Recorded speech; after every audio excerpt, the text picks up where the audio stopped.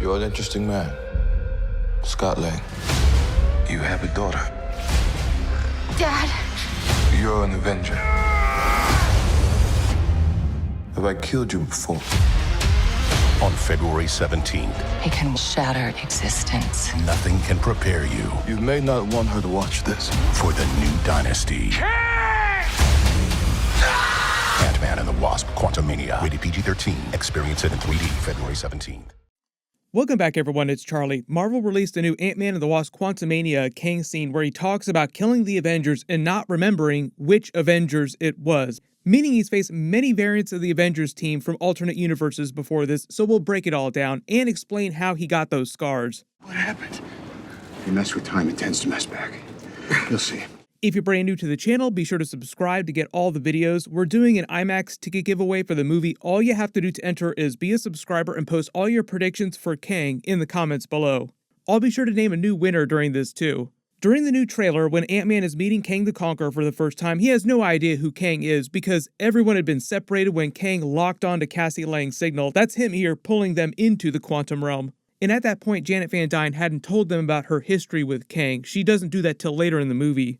Kang winds up capturing Cassie Lang and Ant-Man and brings them to Chronopolis, his time city that's based on the Chronopolis from the comics. Ant-Man rolls up, boasting about how he's a member of the Avengers. They just defeated 2 versions of Thanos and saved the universe. He wrote a best-selling book, Look Out for the Little Guy, which Marvel actually just released a trailer for, like a separate funny trailer, as if they actually created the book, because it actually sounds like they're selling that real book, but the book itself in real life is just a compilation, like a retrospective on his character in the MCU. An Avenger. But he's also a best-selling author. And now you can purchase his very real book, Look Out for the Little Guy. That's right. This once movie prop is now an actual real-life book you can purchase wherever books are sold. How's that for meta? And when he's boasting about being part of the Avengers, you better watch out, Kang, completely unperturbed, replies, "You're an Avenger. Have I killed you before? Are you the one with the hammer?" There's a big Thor reference that they cut out of the trailers, but it's Kang revealing that he's fought and killed many variants of the Avengers team from across different universes. It's also a reference to a lot of the old battles he had against the Avengers in the comics, with the change that it's Kang conquering different universes instead of simply fighting the Avengers within his own timeline many different times. In the comics and in the animated series, where they have been doing Kang for a while now, usually it's just one version of Kang fighting them at different points in his own timeline. That's also the same way they explained his backstory in the comics, up to more recent stories where they introduced the whole concept of the Council of Kangs and the Council of Reeds, multiverse variants that team up across universes. They teased that during the Loki finale with the He Who Remains variant of Kang. During Rick and Morty, the Citadel of Ricks was inspired by the Council of Reeds and the Council of Kangs.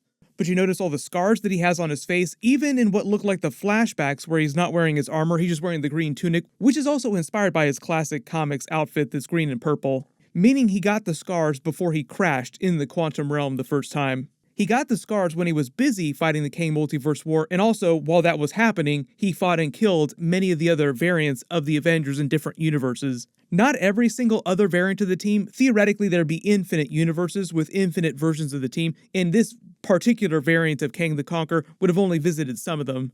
But they're also explaining that this Kang variant is the one who actually started the Kang Multiverse War in the first place. As He Who Remains said, some of them worked together for a time to better each other's universes, but some only saw other universes as new places to conquer, thus this variant of Kang the Conqueror.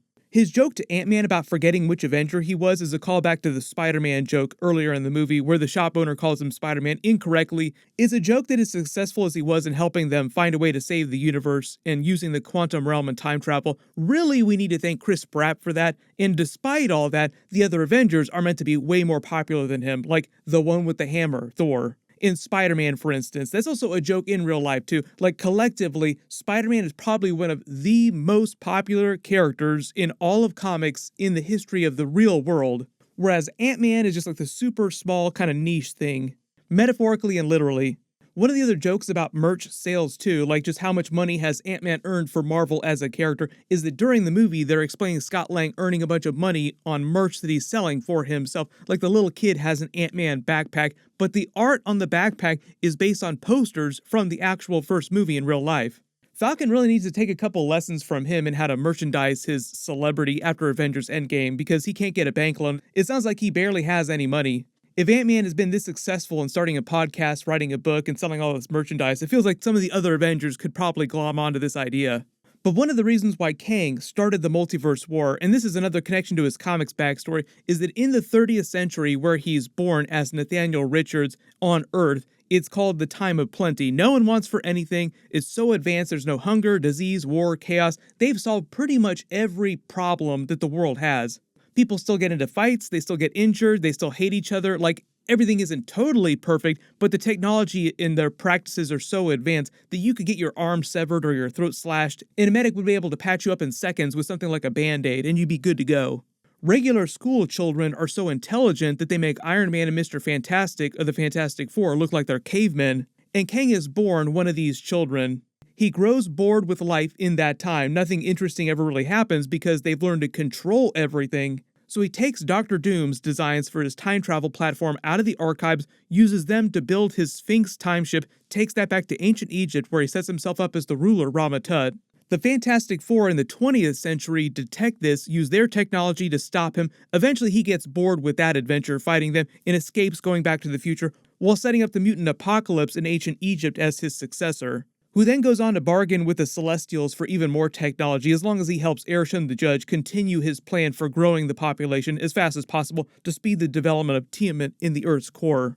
Nathaniel Richards, who escaped Back to the Future, winds up overshooting his home period of the 30th century and winds up arriving in the 31st century with access to even more advanced technology. Using that, he starts calling himself Kang the Conqueror and returns back to the 20th century again to fight the Avengers in that time period.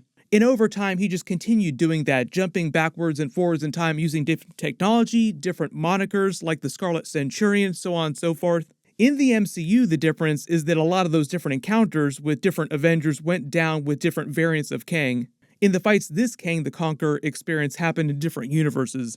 Kang's typical go-to move is to offer people deals like he's offering Ant-Man in the trailers. He did the same thing for Loki and Sylvie and to Janet Van Dyne, even though in each cases it was a slightly different variant of Kang the Conqueror. Same basic premise though. He tells them, help me and I can give you what you want. Usually it involves reinserting them into a version of their timeline, making alterations to that timeline to give them whatever they want most. But secretly, it's all a lie. Usually what winds up happening, as did with his big army here that he assembled in the quantum realm, is that he tricks people into his service or accepting his deals, and they never wind up getting out of it.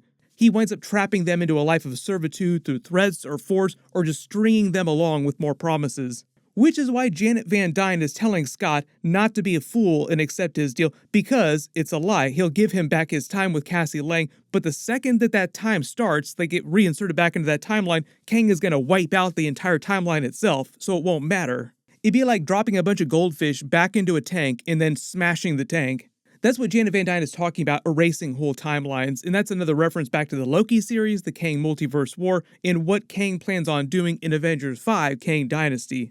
Here's the other cool new rumor about Avengers 6 Secret Wars 2. There's rumors that they're actually going to split it into 2 parts, meaning if they did that, Avengers Secret Wars Part 1 would be May 2026, and they'd release Part 2 either at the end of 2026 or in May 2027.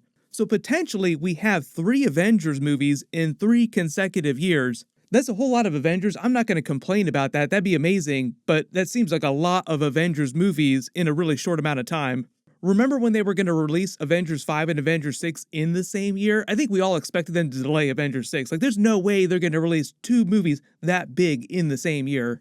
They did do something like that with the Matrix movies back in the early 2000s, and at the time, it was crazy. Like, I thought it was nuts that they would try something like that. If they do wind up splitting Avengers Secret Wars, what they probably do is just expand on the events of both the original 1980s Secret Wars with the Beyonder and the modern version against God Emperor Doom, because both of those versions of Secret Wars were so big, so epic, it'd be impossible to cram the events of all those into a 3-hour plus movie. You need like 6 or 7 hours, and even then, you'd be cutting out a ton of stuff. And during that, we'll see a much bigger on-screen version of the actual Kang Multiverse War happening with many variants of Kang.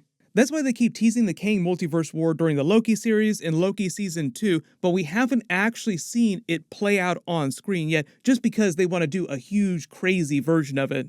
And when we get to Avengers Secret Wars, the plot is completely different, like it's a whole different vibe. Let me know in the comments though, if they do split Avengers Secret Wars into 2 parts, do you want them to release both parts in the same year in 2026, or do you want them to break them up and just do one Avengers movie every single year? There's a whole bunch of Super Bowl trailers that I'll be doing videos for in a couple weeks from Marvel, DC, a bunch of other people. Be sure to enable alerts for my channel so you don't miss that. Congratulations Pandito4, you're the giveaway winner from my last big Marvel video. Please email me on the about page of my channel so I can get your contact details. Everyone click here for my other new Kang video, and click here for my new Black Panther Wakanda Forever deleted scene and Secret Invasion connections. Thank you so much for watching, everyone stay safe, and I'll see you guys in the next one.